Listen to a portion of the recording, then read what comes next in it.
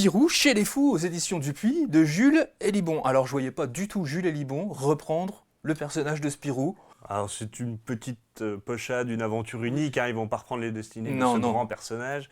Là, l'idée de base, Spirou est appelé, Fantasio a subi le syndrome d'Angoulême.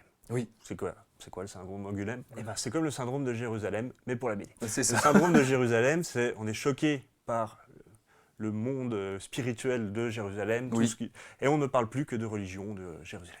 Le syndrome d'Angoulême, c'est pareil, mais la personne est frappée de tout, il parle que de bande dessinée. Donc, vous voyez bien le genre de mise en abîme que ça peut amener. Tous les angoumoisins sont pris par ce mal-là. Ils se prennent pour des personnages de bande dessinée, en fait. Et donc, Fantasio se prend pour le capitaine Haddock. Ouais. Et il est interné à l'hôpital psychiatrique d'Angoulême. Donc, Spirou doit y aller pour voir ce qu'il en est. C'est l'occasion pour Jules, scénariste quand même bien connu au niveau parodique pour ses Silex and the City, Oui. de glisser pas mal de pics sur la bande dessinée traditionnelle.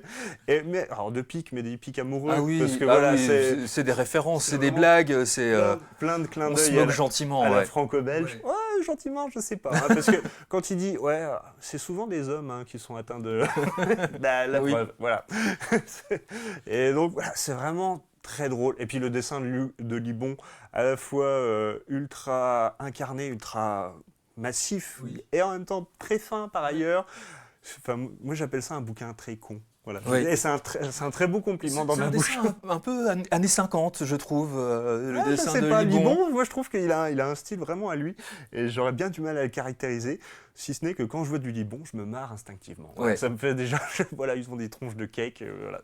Et avec le scénar de Jules par-dessus, c'est vraiment un bouquin d'humour bête et con et gentil à la fois. Et à offrir à tous les amateurs de bande dessinée traditionnelle. Ouais. Parce que voilà, tous les clins d'œil à Tintin, à l'histoire de Spirou, à Lucky Luke, À Snoopy, au Schtroumpf, il y a tout le monde. Il y a tout le monde.